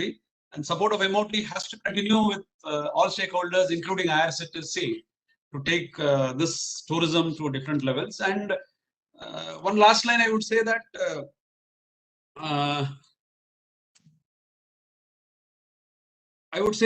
face mask, hand sanitizing, social distancing are being accepted as a new norm. And people who are wanting to travel, etc., and it is also the order of the day. And that is the only way, immediate way forward for the tourism industry, which we have to practice, educate, and make aware, create awareness. And IRCTC will support all the stakeholders in this area to take it forward to the next level. I think I should finish from here. The other analysts are there. Thank you, Naveen, for this opportunity. Thank you, Dr. Ravi Kumar, for giving the overview of IRCTC and what it has been doing. I think railways was one thing was very much on, although the services catering to the passengers, and it was a different kind of thing, the goods and we had to do a ready to eat rather than a conventional meal what we have to serve, etc., just for the hygiene and safety protocols. Yes. Yeah, I'm sure all the guest speakers are hearing what you're talking about, and that's a very useful information what you are talking about. And thank you very much for accepting the invitation. Thank you, sir. Well, This move is on to the next speaker a pleasure. without wasting time. Thank you. Mr. Sunil Suresh, I welcome you. He's Chief Marketing Officer, Make My Trip.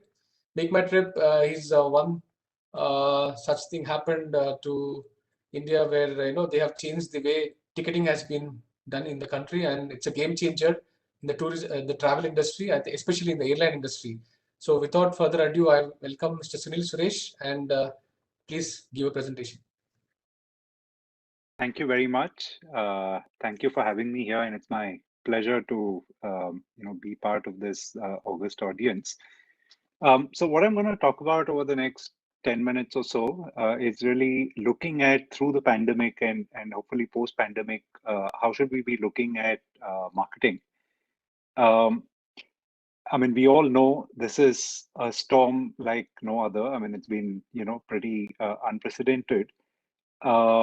But having said that, I think the key to survival here, I think, is much like this tree, right? Which is really being flexible and agile and being able to sort of weather the storm in that sense, and in a lot of ways come stronger out on the other side. The first thing I'd want to put out there is really how do you listen to the customer, listen to what they're going through, and continue to sort of adapt marketing to be relevant. And I've just given a couple of examples here to illustrate what I'm talking about. So when the lockdown started, a lot of the messaging was about stay indoors. So we moved away from telling people to travel and all the promotions and everything, and created some messaging, I think some um, communication that touched people. When you talk about the valleys will understand, you stay indoors, right? I mean, all these beautiful places are going to continue to wait for you. As the lockdown started lifting the early stages, there was a cross industry initiative where we had over 30 sort of CEOs and industry leaders come together and deliver a message on safety, reassuring all travelers that they would take all precautions to make sure that people are able to travel safely. As we continued further, we started opening up where we started talking about nearby getaways, how people could go. We had an initiative called My Safety. Now, all this is just to sort of give an illustration of how through the pandemic, as consumers sort of evolved in their mindset and in their sort of key concerns, we had to keep evolving our marketing. And I think this is something that will hold all of us in good stead as we go forward. And Dr. Ravi Kumar, I think, talked about never wasting a crisis, and that's something that we firmly believe in. There are a lot of good things and opportunities that I think have come out of the crisis. I mean, all of us are aware of the hardship we've gone through.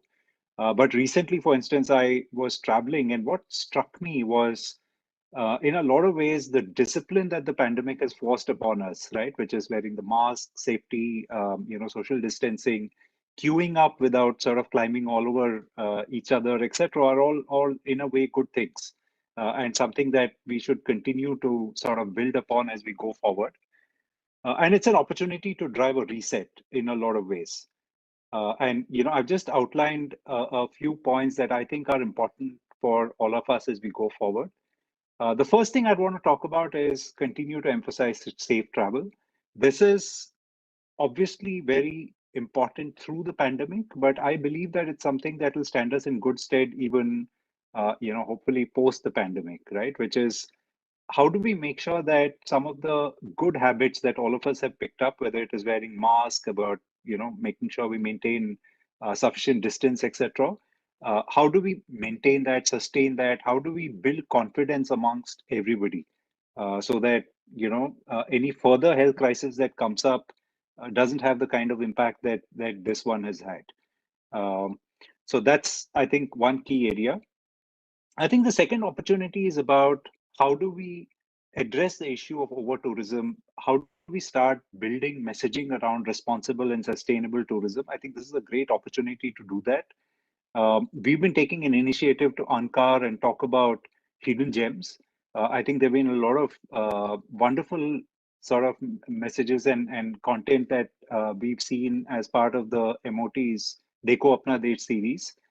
How do we sort of consolidate and build upon that so that we give people a reason to go beyond the usual, Shimla and Manali's, and get people to see all that the country has to offer, and at the same time take away the pressure from the so-called popular destinations.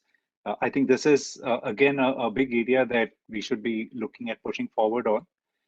Incentivization, clearly, I mean, there is travel sale and deals and things like that that all of us together can put together to give people a reason to travel once again.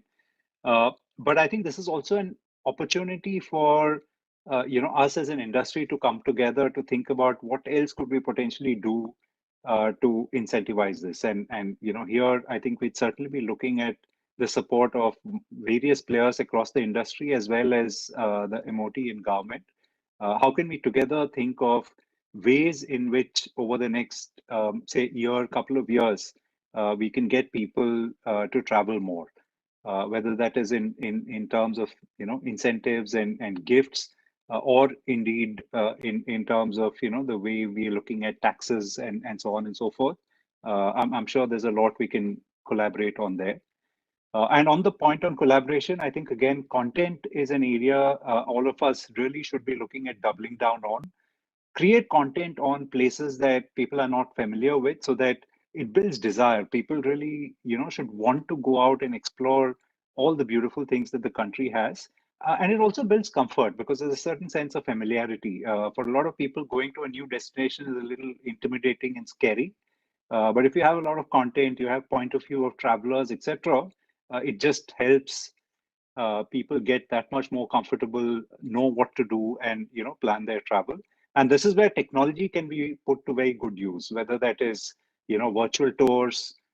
You can use new technologies like VR and AR, etc., to really help people experience this and therefore make their decision on where to go and how to travel. And just building on the point of technology, I think for us as an industry, technology is going to be super critical. So whether that is contactless travel and therefore systems that allow people to make a booking, for instance, if you're talking about a hotel, actually check in, or if they're going to visit monuments, how do you make it all digital and seamless and easy for people to go in? I think that will become very important. Even the way we think about marketing and really having segmentation and a granular understanding of customers at an individual group level so that you can actually drive a lot of relevance in the messaging, whether that is targeting specific local areas or indeed having different messages going to people depending on what they're looking for. The gentleman mentioned international travelers, right? People who typically do travel abroad.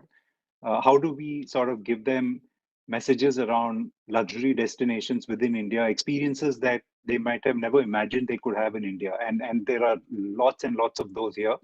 How do you drive that through, very sort of relevant, direct communication? And on the other hand, maybe you drive a pilgrimage message for another set of customers. So the final slide I have, and a point I'd want to make is really on collaboration. I think this is an opportunity. I mean, all of us are in the market and in a lot of ways are competitors, but I think there's several areas where we can come together and collaborate in all of our interests, right? I think content is one of those. Creating content to cover every aspect, every part of the country is not easy. It's expensive. It's difficult to put together. It's an opportunity for all of us to collaborate and maybe create that content. On safety, we absolutely need to continue to double down on driving this aspect and making sure that customers are reassured.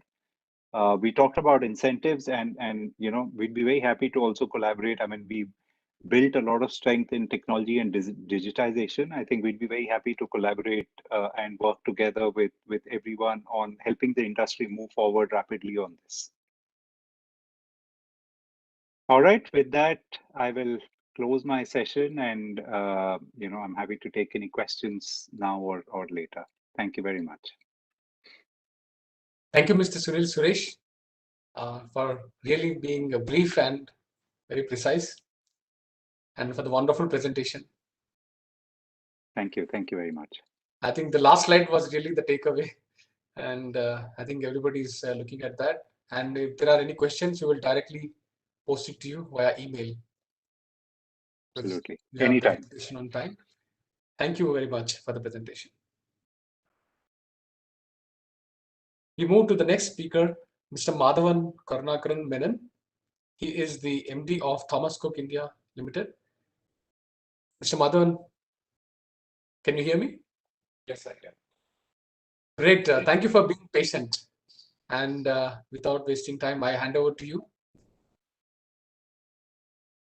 Good afternoon, and I want to thank the ICC for inviting me on this program.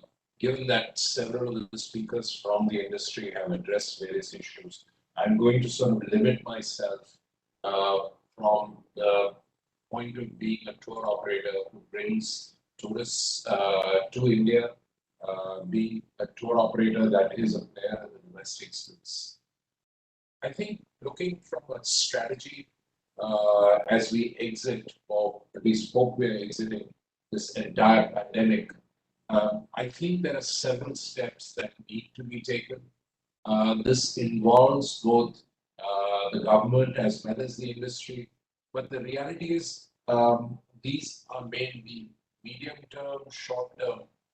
But if we're going to grow tourism, be it domestic or bringing international tourists, the reality is that the industry needs to be ready to what could potentially be an initial spike, followed by potentially a slowdown thereafter. And then, you know, as in the way this pandemic works itself through the system, we will see changes. I think the first step is that we need to rebuild confidence in India as a destination. When I talk about confidence in India, I'm talking both from an international as well as a domestic destination. You know, we need to market this country, the various destinations within this country, both internationally as well as domestically, far more effectively than we do. It needs to be digital, increasingly digital. We will have to do print in some of the markets, but the reality is source markets need to be made far more aware. I'll give you examples. If you look at international tourists, they most probably visit more diverse locations in this country than domestic tourists. And if, especially if we divide domestic tourists between leisure travelers who are going on pure holidays as against people who are going to visit friends and relatives. So it's important that the average Indian traveler is made far more aware of different locations, as Sunil Suresh mentioned in his conversation earlier, as did Sanjay Kumar mentioned. So I think the need to market India to India, to market India to the world is extremely important. As far as marketing India to India, we've depended on state tourism boards to market to different states. But you know, given the current situation, I think there needs to be a greater effort on the part of the government, the federal government, to market India as a destination to Indians and provide the diversity which is not necessarily there today. As far as marketing India to the world, which I think is a very important element, given the foreign exchange that it provides, the reserves that it provides to the country with every tourist visiting the country, I think it's extremely important that the government focuses on this, both marketing it digitally. At the same time, I also believe that the government has to review its strategy of using tourism boards, the tourism board representatives, India Tourism Development Corporation representatives in various countries. I think we should leave it to the embassies that represent India in all the capitals of the world to market India as a destination. I believe they will do a far more effective job. An important point is that as we come out of COVID, you're going to have people who are going to be anxious travelers, be it an Indian tourist, be it international tourist. And I think Sanjay Kumar alluded to this when he talked about the hygiene standards that Indigo applies to its passengers. The reality is that India needs to focus on ensuring that each and every destination within the country is hygiene ready. All of us know that there are different standards across different cities, be it what Sunil talked about, masks, social distancing, those are not standardized. And while this may not happen in the short term, the reality is I think we need to set standards whereby hotels are not just measured by the number of rooms they have or what they define themselves to be luxury, but need to very clearly lay hygiene standards which are acceptable. I'm pretty sure, and I say this because we own Sterling Holiday Resorts, the hygiene standards that we are implementing there may not necessarily be uniform across the board. We may have chosen to look at some of the larger hotel chains and chosen some of the standards that they have set. I'm not sure everybody is doing that. So I think the need to develop a hygiene standard is extremely important, especially in the hotels that exist. The second element I think that the government needs to focus on as a strategy is while marketing India as a destination to international tourists, we need to address issues that have always existed around hygiene and healthcare. We've assumed that people come with insurance, tourists come with insurance, and therefore they're taken care of. I think there is a need to take particular destinations and ensure that the services that are available are far more standardized. We need to give international tourists the confidence that they will be, if they, in the event of falling ill, they will be taken care of. And standards, if not necessarily at the same standards that are available in their country, but at least at standards that are made close to what are available. It's a reality that most Indian hospitals have high degree of medical capability available with that most probably match and exceed some of the hospitals that you find in the West. But the reality is the tourist aware of what access? And this applies to the domestic tourist also. As far as the tourism industry is concerned, several of the speakers talked about the dire straits that the industry finds itself in. If you look at the number of people who've been unemployed by this entire pandemic, I think it goes as high as 9 million people having lost their jobs in the industry.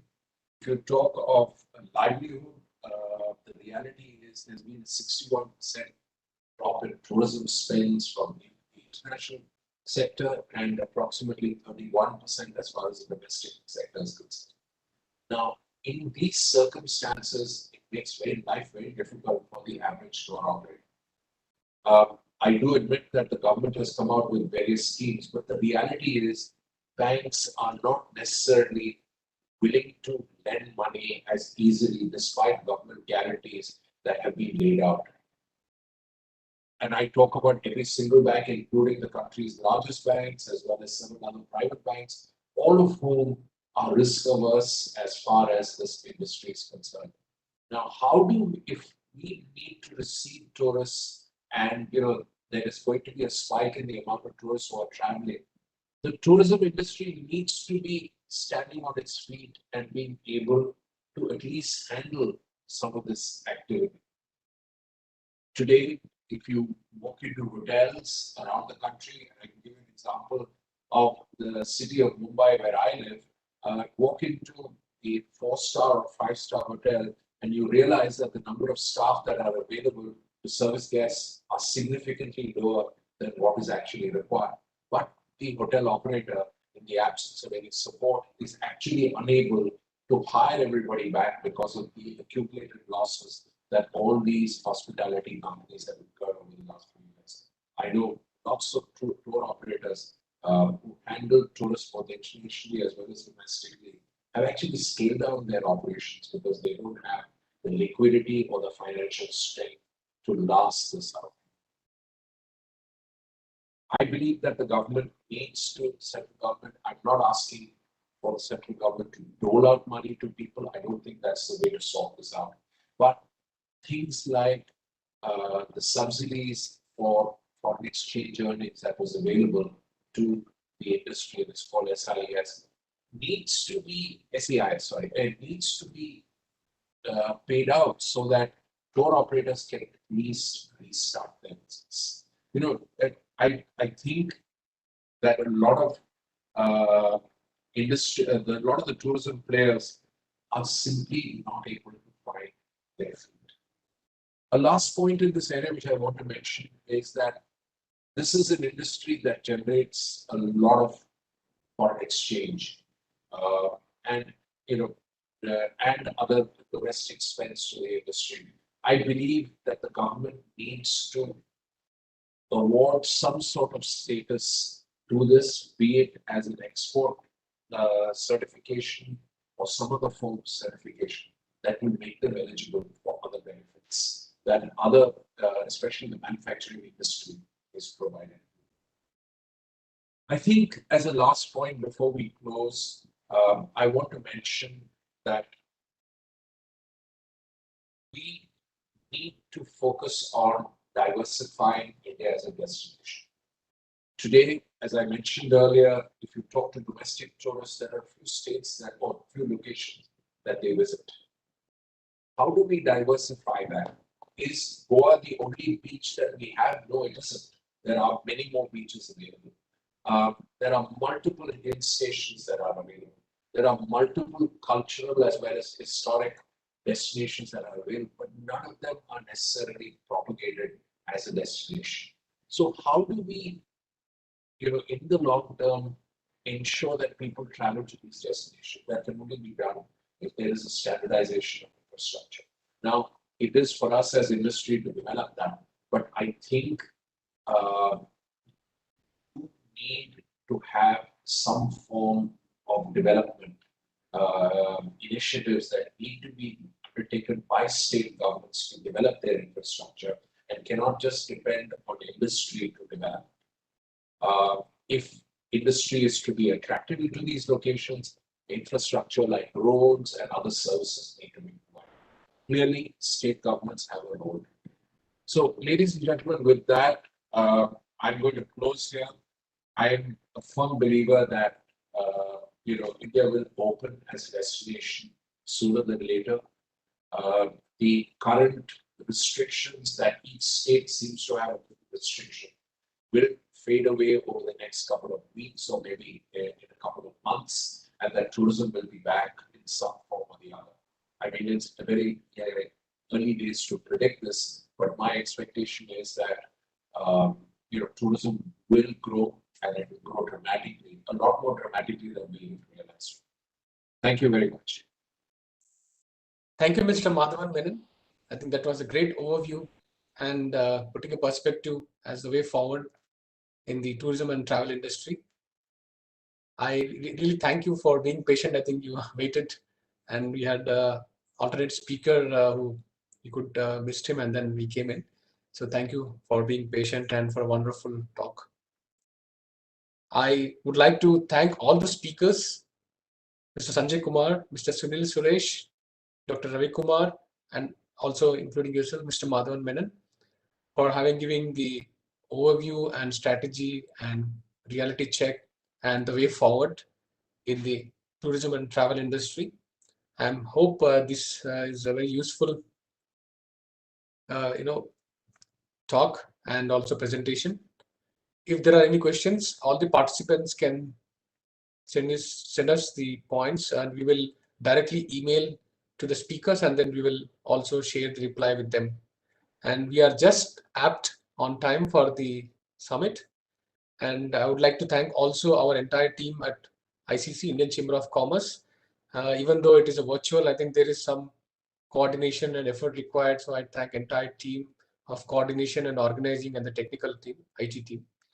At the end, I would like to thank our organizers and partners and tourism ministry officials, also our the committee members, and would like to convey my hearty wishes on the occasion of Independence Day recently, and would like to conclude this program. Thank you very much, and good day. That concludes